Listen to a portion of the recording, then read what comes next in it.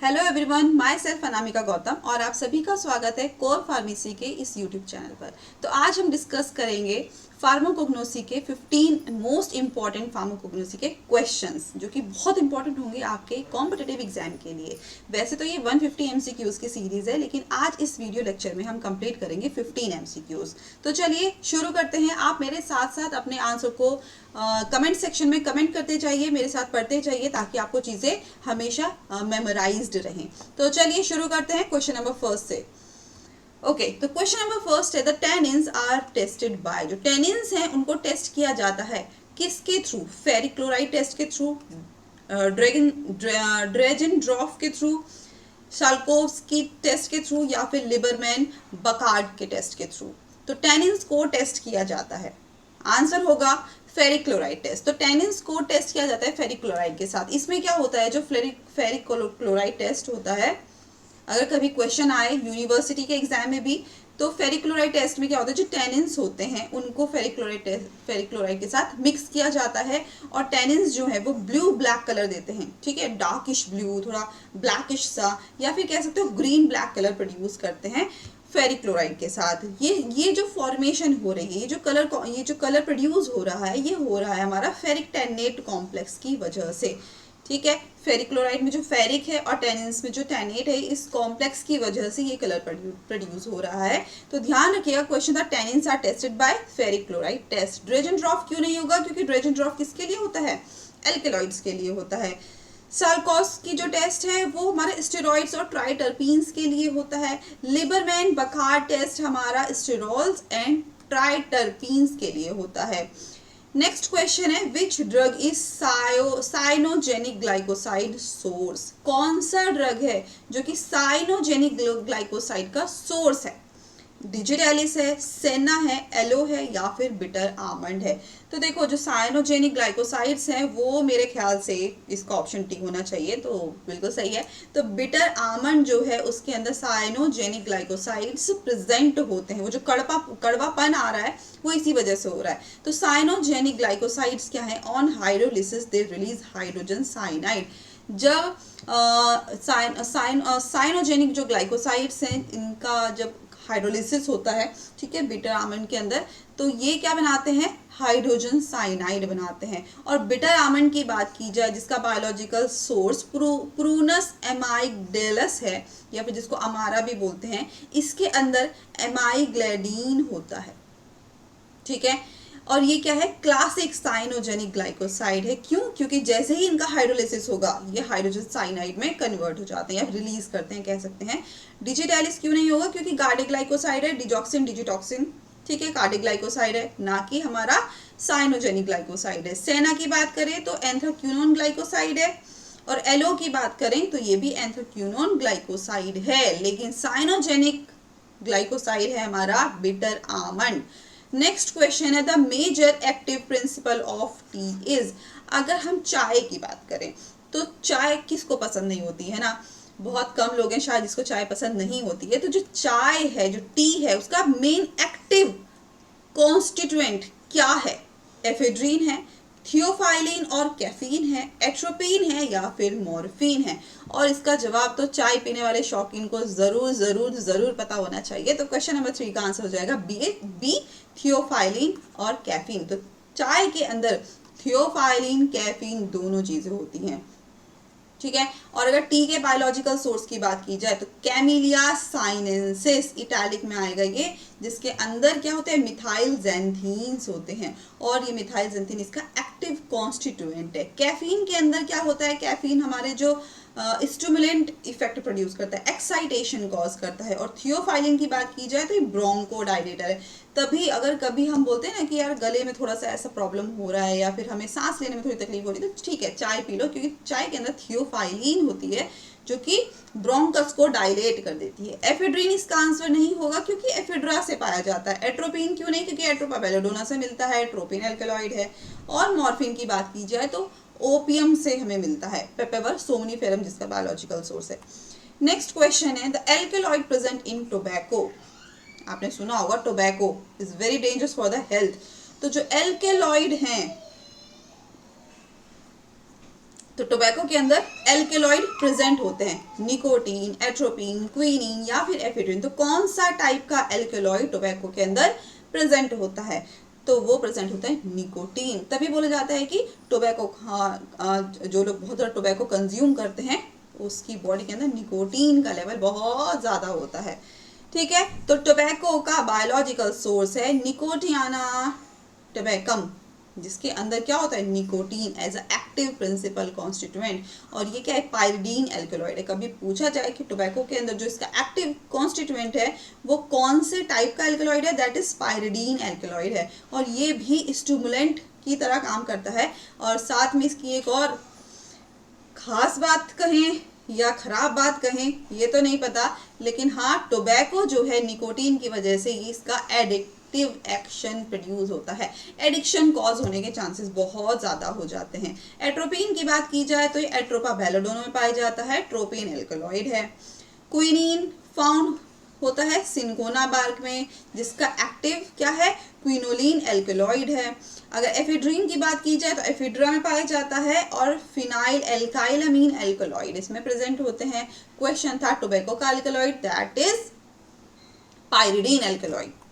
Next question है शतावरी। बहुत सुना होगा शतावरी, है ना? तो शतावरी जिसको एस्पेरेगस रेसिमोसस बोलते हैं, वो रखता है अपने अंदर that contains what? Alkaloids, cardioglycosides, steroidal saponins या फिर एंथ्राक्विनोन्स। और इसका आंसर हो जाएगा फिफ्थ का सी ऑप्शन, स्टेरॉइडल सैपोनिन्स। शतावरी सुना होगा, अक्सर फीमेल्स को रिकमेंड करते हैं क्योंकि उसके अंदर क्या है? स्टेरॉइडल सैपोनिन्स है। और ये शतावरी है जो एस्पेरेगस रेसिमोसस है, ये क्या है? स्टेरॉइडल सैपोनिन्स है, जो कि एक टाइप है ग्लाइकोसाइड का, जिसका जो स्ट्रक्चर होता है वो स्टेरॉइडल स्ट्रक्चर होता है। और ये रिस्पॉन्सिबल होता है बहुत सारी एक्टिविटीज़ के, लाइक एडेप्टोजेनिक एक्टिविटीज़। ठीक है, एडेप्टोजेनिक एक्टिविटीज़ मतलब हमारी बॉडी को स्ट्रेसफुल सिचुएशन में बैलेंस करने के लिए रिस्पॉन्सिबल है। दूसरा है गैलेक्टोगॉग एक्टिविटी। गैलेक्टोगॉग एक्टिविटी मतलब मिल्क को स्टिमुलेट करता है, मिल्क के प्रोडक्शन को, अगर नर्सिंग मदर है तो। इम्यूनोमोडुलेटरी एक्टिविटी का मतलब है जो इम्यून सिस्टम है उसको भी बहुत स्ट्रॉन्ग करता है, शतावरी। नेक्स्ट है, इसका आंसर एल्कलॉइड नहीं होगा क्योंकि प्लांट्स में पाया जाता है, एट्रोपा बेलाडोना, एफिड्रा, रॉवुल्फिया में। ओके, कार्डिक ग्लाइकोसाइड्स हमें मिलते हैं जो भी हमारी डिजिटालिस स्पीशीज है उसमें पाया जाता है। और एंथ्राक्विनोन की बात की जाए तो सेना, एलोवेरा और रूम जैसी प्लांट्स में हमें मिलता है। नेक्स्ट क्वेश्चन है, which microscopic character is use to identify clove. कौन सा माइक्रोस्कोपिक कैरेक्टर है जिसको क्लोव को आइडेंटिफाई करने के लिए यूज किया जाता है? मतलब मान लो अगर आपके सामने लौंग रख दी जाए, वो लौंग जो है उसको जब माइक्रोस्कोप से आप देखेंगे तो क्या ऐसा प्रॉपर्टी होगी, कौन सी ऐसी कैरेक्टरिस्टिक होगी जिसको पहचानेंगे आप कि हाँ ये लौंग की माइक्रोस्कोपी है? और ये ऐसा क्वेश्चन है जो प्रैक्टिकल में बहुत इंपॉर्टेंट है। तो कौन सा माइक्रोस्कोपिक कैरेक्टर आइडेंटिफाई करेगा क्लोव को? Oil gland in mesocarp, oil cell in mesocarp, calcium oxalate crystals या फिर लिग्निफाइड फाइबर्स। और आंसर हो जाएगा इसका ऑयल सेल इन मीजोकार्प। जो ऑयल सेल्स हैं, ठीक है, जो ऑयल जहाँ पर प्रेजेंट होता है वो सेल्स हमें मीजोकार्प में दिखाई देगी। तो अगर क्लोव के बायोलॉजिकल सोर्स की बात की जाए तो सीजियम एरोमेटिकम इसका बायोलॉजिकल सोर्स है। जब इसको हम माइक्रोस्कोप से ऐसे देखेंगे तो इसमें हमें ऑयल सेल्स दिखेंगी। ठीक है, ऑयल सेल्स मैंने बताया जहाँ पर ऑयल प्रेजेंट होता है मीजोकार्प में। और ये जो ऑयल है ये अपने अंदर यूजिनॉल रखती हैं और इसका ये मेन एक्टिव कॉन्स्टिट्यूएंट है। ऑयल ग्लैंड इन मीजोकार्प हमें मिलता है सिट्रस फ्रूट्स में, ठीक है, जितने भी जैसे नींबू है, संतरा है, इन सब जगह। कैल्शियम ऑक्सलेट क्रिस्टल की बात की जाए तो ये बहुत सारे प्लांट्स में पाया जाता है, लेकिन ये क्लोव में नहीं पाया जाता है। लिग्निफाइड फाइबर्स की बात की जाए तो ये स्ट्रक्चर को सपोर्ट करता है, लेकिन इसका क्लोव से ऐसा, क्लोव के आइडेंटिफिकेशन से इसका एज सच कोई लेना देना नहीं है। नेक्स्ट क्वेश्चन है, which chemical test is used for the detection of alkaloids in crude drug.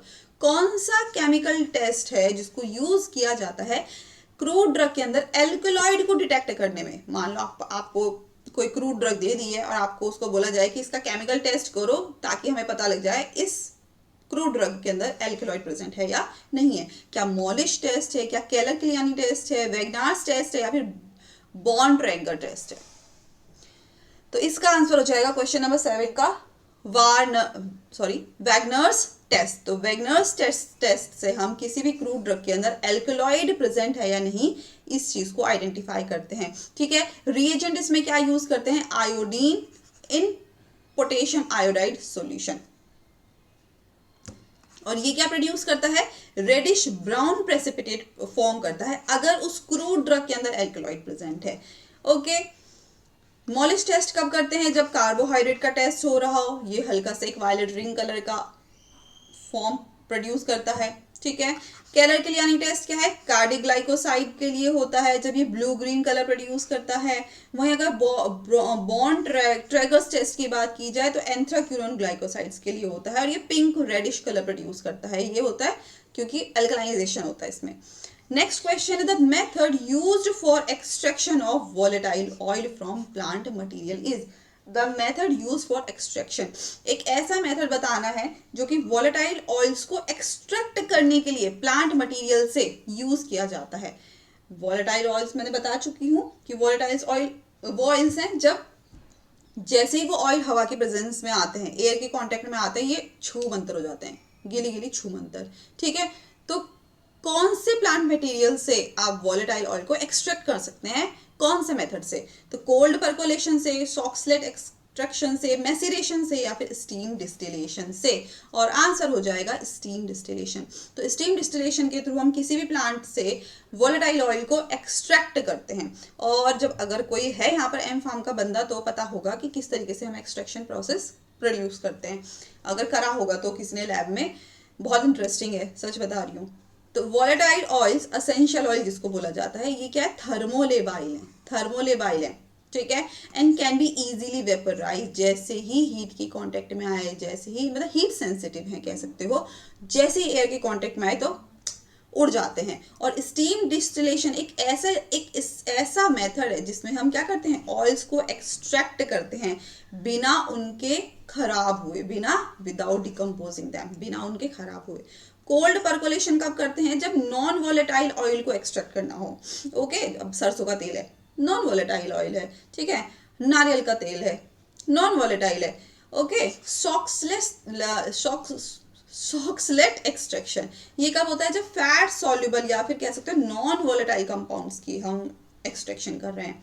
मैसिरेशन process simple है कि आपने कोई कंपाउंड लिया, सॉल्युबल कंपाउंड है जो कि वाटर में सॉल्युबल हो सकता है, उसको हल्का सा मैसिरेट किया और पानी में डुबा के रख दिया। ठीक है, सिंपल सोकिंग, और उसके बाद वो जो मैसिरेट प्रोड्यूस कर रहा है तो मैसिरेशन हुआ, लेकिन वॉलेटाइल ऑयल में नहीं प्रोड्यूस करता है।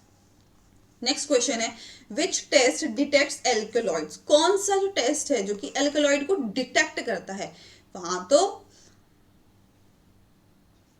इसका टेस्ट बताना है। ठीक है, कि कौन सा टेस्ट करोगे कि पता लग जाए कि एल्कलॉइड है या नहीं है, ड्रेजनड्रॉफ, बॉन्ड-ट्रैगर, मॉलिश टेस्ट या फिर साल्कोव्स्की टेस्ट। तो कौन सा टेस्ट है जो कि एल्कलॉइड को डिटेक्ट करता है, दैट इज ड्रेजनड्रॉफ टेस्ट। और ड्रेजनड्रॉफ टेस्ट में क्या होता है, ये स्पेशलाइज्ड है एल्कलॉइड्स के लिए, फिक्स है कि Dragendorff test that is alkaloid test. और इसमें क्या होता है, ये ऑरेंज रेड कलर का प्रेसिपिटेट बनाता है, जैसे कि अभी मैंने एक दो स्लाइड पहले बताया था, जब एल्कलॉइड रिएक्ट करते हैं ड्रेजनड्रॉफ रिएजेंट के साथ। और ड्रेजनड्रॉफ रिएजेंट क्या है, पोटेशियम बिस्मथ आयोडाइड का सोल्यूशन है। तो कोई भी जो भी क्रूड ड्रग है हमारे पास, अगर उसके अंदर एल्कलॉइड है और वो जो ड्रेजनड्रॉफ रिएजेंट के साथ रिएक्ट करेगा तो ऑरेंज रेड कलर का प्रेसिपिटेट प्रोड्यूस करेगा। बॉन्ड-ट्रैगर टेस्ट क्यों नहीं होगा, क्योंकि एंथ्राक्विनोन्स के साथ के लिए किया जाता है। मॉलिश टेस्ट नहीं होगा क्योंकि कार्बोहाइड्रेट्स के लिए किया जाता है। साल्कोव्स्की टेस्ट क्यों नहीं किया जाएगा, क्योंकि स्टेरॉइड्स और ट्राइटरपीन्स के लिए होता है।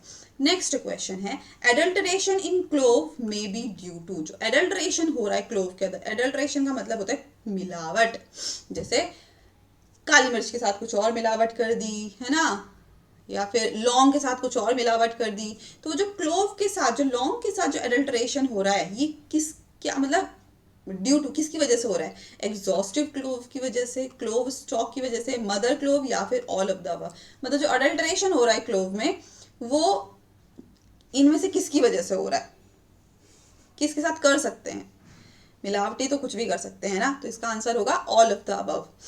तो ये सब प्रोसेस जो है एडल्टरेशन इन क्लोव का मतलब है, क्लोव का अगर बायोलॉजिकल सोर्स की बात करें तो साइजियम एरोमेटिकम क्लोव का हमारा बायोलॉजिकल सोर्स है और इसको कई तरीके से एडल्ट्रेट कर सकते हैं। एग्जॉस्टिव क्लोव का मतलब है कि ठीक है, आपने एक बार उस ऑयल से कंटेंट निकाल दिया, मतलब एक उस क्लोव से आपने वो कंटेंट निकाल दिया, फिर दोबारा से आप यूज कर ले रहे हो। ऐसे समझ लो कि आपने चाय बनाई, चाय बनाने के बाद चाय पत्ती को छान दिया और फिर छानने के बाद उसको सुखा दिया और दोबारा से उसको बेच दिया या फिर उसको रीयूज कर लिया। That is exhaustive clove.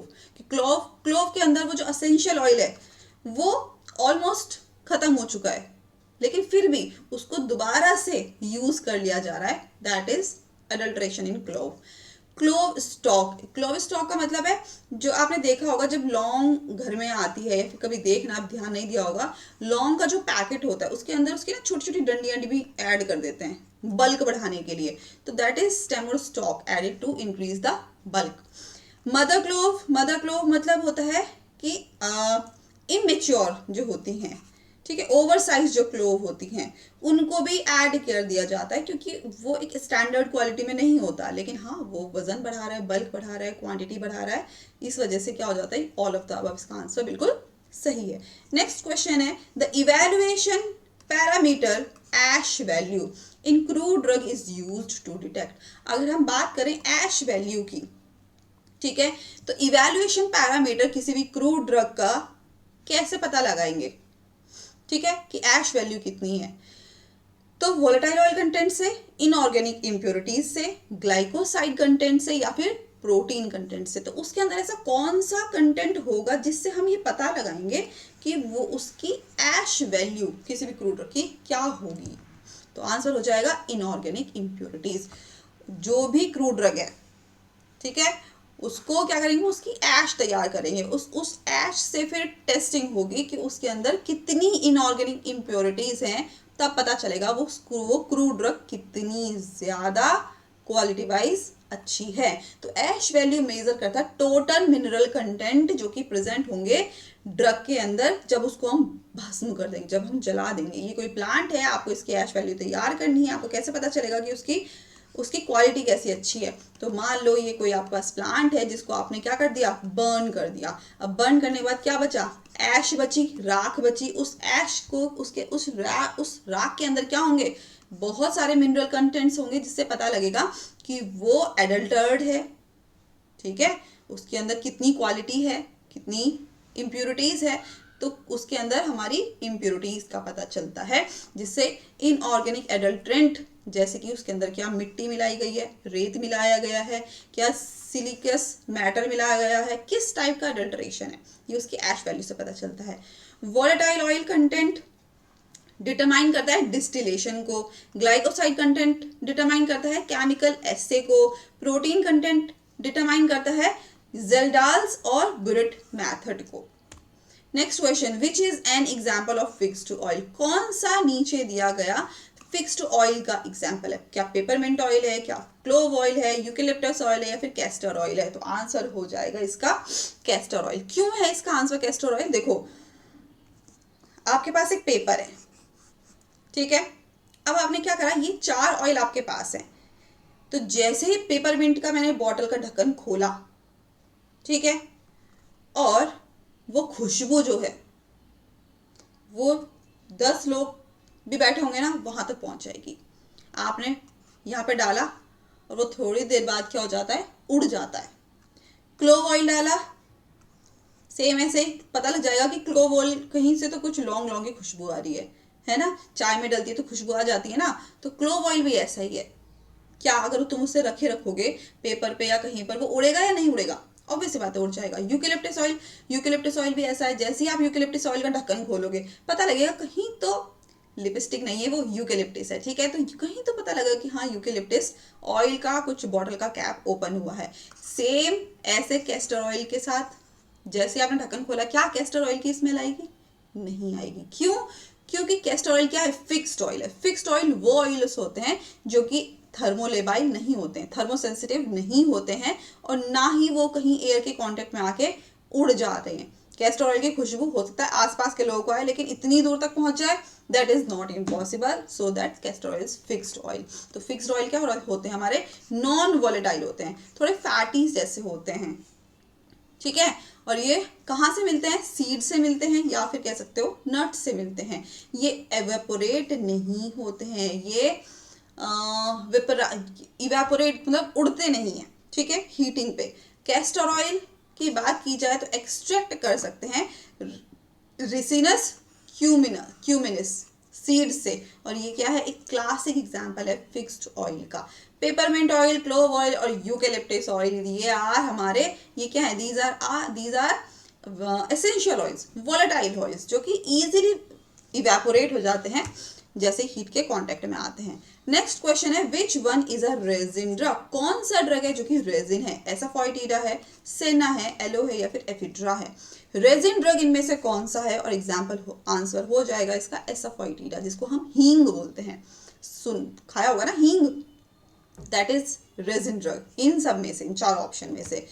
तो रेजिन ड्रग कंटेन्स रेजिन्स, ठीक है, जैसे कि एसाफोइटिडा, विच आर बाल्समिक और गमी सब्सटेंस। अगर आप हींग को देखोगे तो हींग को भले ही हम पीसेज में हमें मार्केट में मिल रहा है, लेकिन जिस टाइम वो हमें ऑब्टेन होता है प्लांट से, वो हल्का सा गमी जैसा होता है, हल्का सा ऐसा मान लो जैसे गोंद है, ठीक है, गमी सब्सटेंस होता है, जो कि ईथर में और एल्कोहल में सोल्यूबलाइज्ड होता है। और ये जो एसाफोइटिडा है, बायोलॉजिकल सोर्स क्या है इसका, फेरुला एसाफोइटिडा, इसके अंदर रेजिन्स होते हैं, गम होता है और वोलेटाइल ऑयल। वोलेटाइल ऑयल क्यों, हींग का ढक्कन खुला और खुशबू आ हा।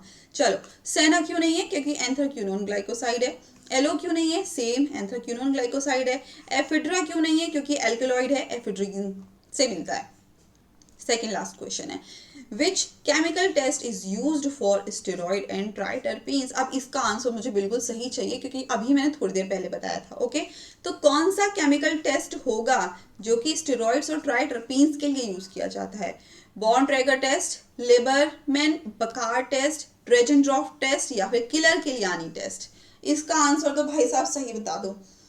तो कौन सा केमिकल टेस्ट स्टेरॉइड्स और ट्राइटरपीन्स के लिए यूज किया जाता है, आंसर है लिबरमैन बकार्ड टेस्ट, ओके। तो लिबरमैन बकार्ड टेस्ट को स्टेरॉइडल और ट्राइटरपीन्स के लिए यूज किया जाता है, और इसका रिजल्ट क्या आता है, ये फॉर्म करता है ब्लू, ग्रीन और रेडिश कलर, डिपेंड करता है उनका स्ट्रक्चर कैसा है, ठीक है। स्टेरॉइडल स्ट्रक्चर किस टाइप का है, ट्राइटरपीन स्ट्रक्चर कैसा है, डिपेंड करता है, उसी के हिसाब से ही पॉजिटिव टेस्ट आता है कि ब्लू कलर दे रहा है, ग्रीन कलर दे रहा है या फिर रेड कलर दे रहा है। बॉर्न ट्रैगर्स टेस्ट कब होगा, एंथ्राक्विनोन ग्लाइकोसाइड्स के लिए। ड्रेजनड्रॉफ कब होगा, एल्केलॉइड्स के लिए। किलर किलियानी टेस्ट होगा कार्डियोग्लाइकोसाइड्स के लिए। डिजॉक्सिन, डिजिटॉक्सिन आपने सुना है।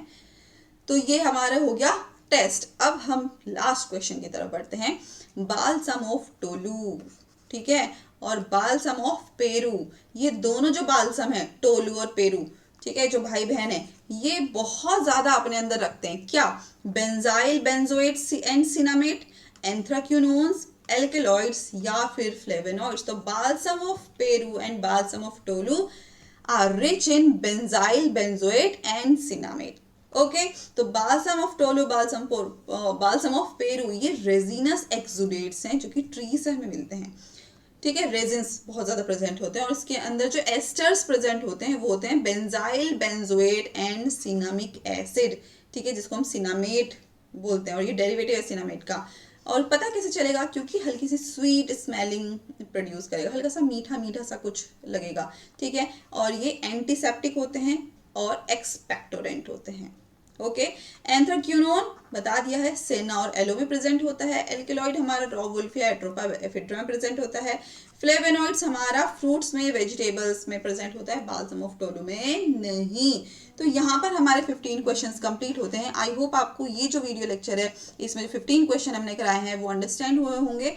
चलिए, thank you so much. Next time अगर आप लोगों ने आप नए हैं अगर तो, और अगर आपने हमारे चैनल को सब्सक्राइब नहीं किया है तो लाइक, शेयर, सब्सक्राइब, कमेंट ज़रूर कीजिए। हमारे साथ साथ आप अपने आंसर को गेस करते रहिए, कमेंट सेक्शन में करते रहिए, और इसी तरीके से आप हमें प्यार देते रहिए।